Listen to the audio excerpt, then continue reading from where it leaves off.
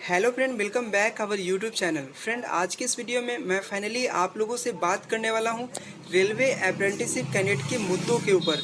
तो फ्रेंड, इससे पहले अगर आप मेरे चैनल पे पहली बार आए हैं तो प्लीज़ चैनल को सब्सक्राइब कर दीजिएगा और साथ में बेल आइकन को प्रेस कर दीजिएगा।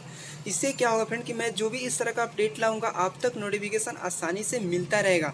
तो फ्रेंड, मैं आपको बता दूं अब रेलवे अप्रेंटिसशिप का नया डिमांड क्या होगा। ठीक है, चलिए आज मैं आपको एक लेटर दिखाता हूं जो कि माननीय रेलवे मंत्री जी को और भी लोगों को दिया जाएगा।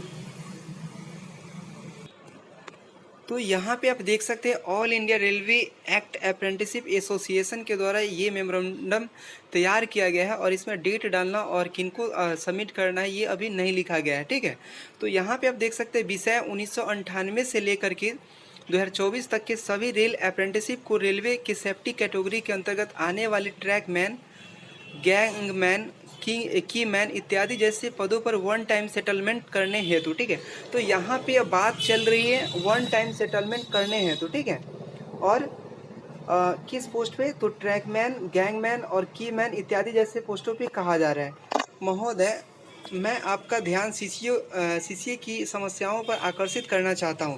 तो फ्रेंड, जैसा कि आप सभी को पता होगा कि आए दिन अप्रेंटिसशिप साथियों के साथ कुछ ना कुछ घटना होते जा रहा है। ठीक है, लेकिन इस पे रेलवे मंत्री जी का कोई ध्यान नहीं जाता है कि इनको कुछ करके इन्हें सेटल कर लिया जाए, लेकिन ऐसा बिल्कुल नहीं होता है। ठीक है, एक में लिखा गया है कि महोदय, रेल अप्रेंटिसशिप भारतीय रेल का कोहिनूर हीरा है जो घिस घिस कर चमकता है। महोदय, 2016 तक भारत के कुछ जोनों में समायोजन की प्रक्रिया चलती रही है और बहुत से जोन और मंडल की रेलवे अप्रेंटिसशिप समायोजित नहीं किए गए, जबकि 1998 से आईसीएफ तथा दक्षिण रेलवे अप्रेंटिसशिप को रेल में समायोजन नहीं किया गया और बहुत से जोन में अप्रेंटिसशिप का वांछित कर दिया गया।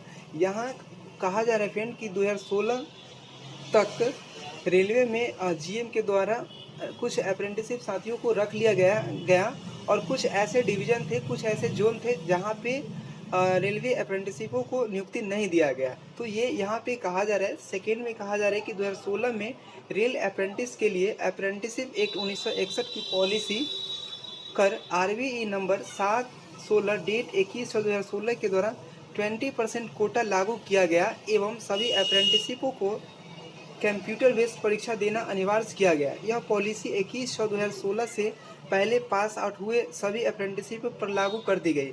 यानी कि फ्रेंड एक संशोधित हुआ। ठीक है, एक्ट अप्रेंटिसशिप 1961 के पॉलिसी में 2016 में और उसे 20% कोटा में बदल दिया गया। ठीक है, यानी कि रेलवे की जो वैकेंसी आती है केवल और केवल ग्रुप डी की, ना ही फ्रेंड यहाँ पे टेक्नीशियन की बात की जा रही है और ना ही एएलपी की बात की जा रही है। यानी कि रेलवे की जब भी ग्रुप डी की वैकेंसी आती है तो वहाँ पे आपको 20% कोटा दिया जाएगा।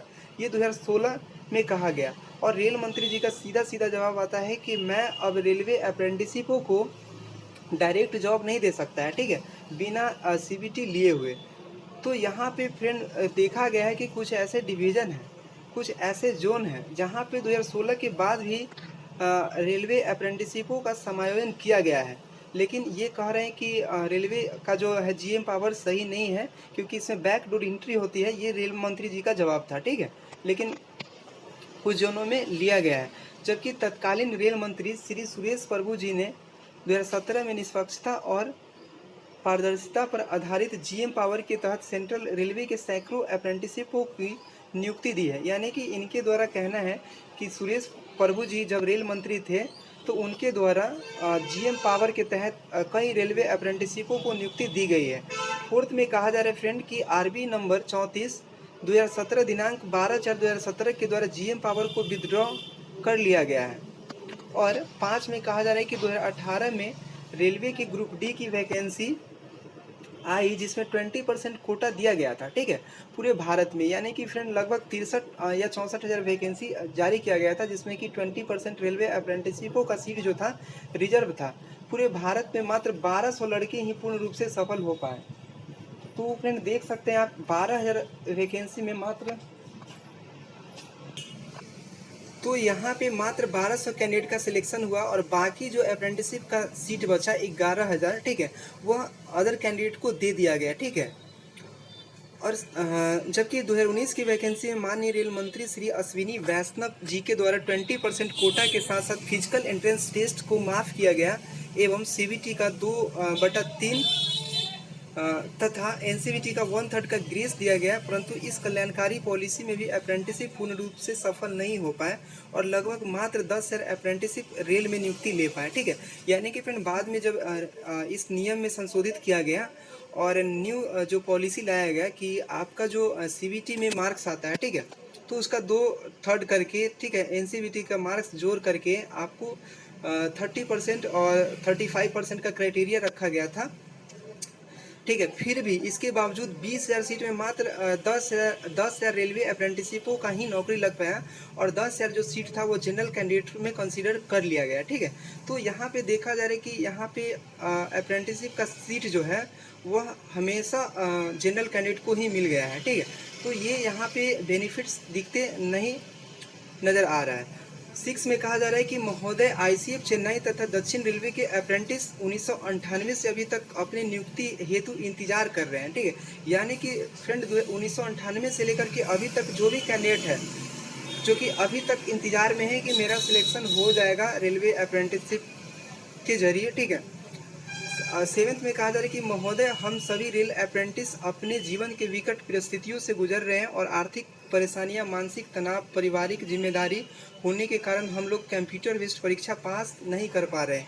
तो यहाँ पे अप्रेंटिसशिप साथियों का कहना है कि हम लोग जो है वह सीबीटी का एग्ज़ाम नहीं कर पा रहे हैं क्योंकि टाइम जो है वह काफ़ी ज़्यादा हो गया। ठीक है, यानी कि बहुत सारे अप्रेंटिसशिप साथी है जो कि ओवर एज हो गए हैं और ये जो है अपनी तैयारी फिर से नहीं कर पा रहे, ये अपनी परेशानियों को बता रहे हैं। ठीक है, महोदय आपसे निवेदन है कि रेलवे में लगभग 3 लाख से ऊपर पद खाली पड़े हैं। ठीक है, यानी कि रेलवे में अभी भी 3 लाख पद खाली पड़े हैं, जैसे कि फ्रेंड रेलवे एएलपी हो गया, टेक्नीशियन हो गया, ग्रुप डी हो गया, एनटीपीसी हो गया, यानी कि बहुत सारे पोस्ट जो हैं खाली है।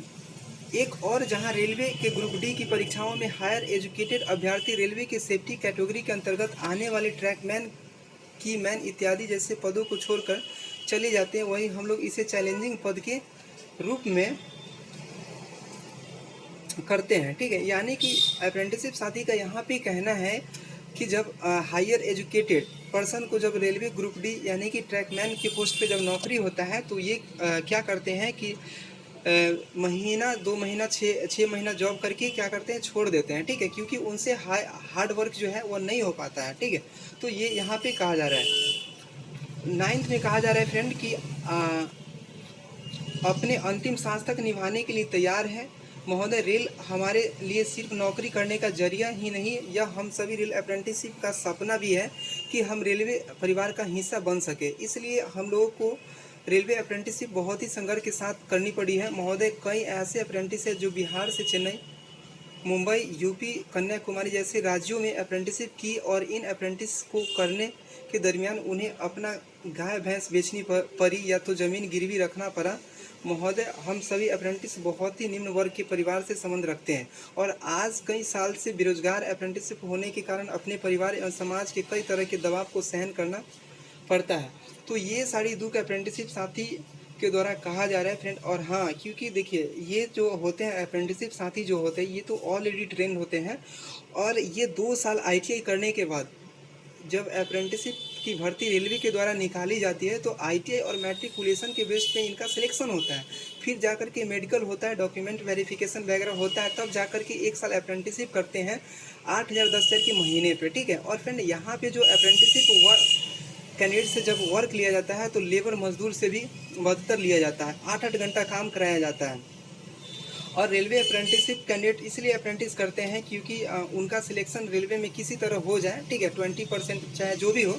और फिर 20% का बेनिफिट्स तो अप्रेंटिसशिप का तभी होगा जब रेलवे में समय समय पे भर्ती जारी किया जाएगा। लेकिन फ्रेंड यहाँ पे देखा जा रहा है कि जब रेलवे की वैकेंसी 2019 में निकाली जाती है उसके बाद रेलवे में 5 साल बाद वैकेंसी देखने को मिलता है। तो फ्रेंड यहाँ पे अप्रेंटिसशिप को कहाँ बेनिफिट मिलेगा। और रेलवे में नई वैकेंसी आने का भी बहुत बड़ा कारण है रेलवे अप्रेंटिस, क्योंकि यहाँ पे सरकार को रेलवे अप्रेंटिसशिप 8,000 में काम करने के लिए मिल जाते हैं। ठीक है, जिसके कारण रेलवे के द्वारा वैकेंसी नहीं निकाला जाता है और जो अपर जो पहले से रेलवे में जॉब कर रहे हैं, जैसे कि एएलपी हो गए, टेक्नीशियन हो गए, और जो ग्रुप डी में है, इन सभी के ऊपर दबाव पड़ता है और उन्हें 8 घंटा से लेकर के 15 घंटा तक के वर्क करना पड़ता है। ठीक है, तो ये सारी बातें अप्रेंटिसशिप साथियों के द्वारा कहा जा रहा है। हमारे मुख्य एवं महत्वपूर्ण मांगे, महोदय आपसे गुजारिश करता हूं कि इस बार हम सभी सीसीए का 2024 तक के बैच का वन टाइम सेटलमेंट कर दी जाए। इसके लिए हम पूरा रेल अप्रेंटिस आपका जीवन भर आभारी रहेंगे, यानी कि यहाँ पे कहा जा रहा है। और फ्रेंड, अगर रेल मंत्री जी चाहेंगे तो बिल्कुल इनका समायोजन जो है रेलवे में एक बार में हो जाएगा, सभी का जितने भी सीट खाली है रेलवे में। ठीक है, तो ये सभी मांगे हैं। अगर रेल मंत्री जी ये मांगों को नहीं रखते हैं, ठीक है, तो मैं तो रेलवे मंत्री जी से यही कहना चाहूँगा कि सर आप रेलवे से अप्रेंटिसशिप करवाना बंद कर दें, क्योंकि यहाँ पे देखिए 8,000 में तो लोग आपको मिल रहे हैं, लेकिन आप इनके फ्यूचर के साथ अच्छा नहीं कर रहे हैं। ठीक है, तो फ्रेंड यही वो अपडेट्स था। फ्रेंड आज के लिए इतना ही रखता हूँ, फिर मिलते हैं आपके साथ नेक्स्ट वीडियो में। और फ्रेंड आप लोग कमेंट कीजिएगा कि ये मुद्दा जो है ये सही है कि नहीं अप्रेंटिसशिप साथियों के लिए, क्योंकि यहाँ पे अप्रेंटिसशिप साथी जो है अभी डिप्रेशन में चल रहे हैं, क्योंकि उनका सिलेक्शन बहुत दूर तक नहीं दिख रहा है, क्योंकि एक ही वैकेंसी को 5-5 साल तक के लिए जाया जाता है टाल करके। ठीक है,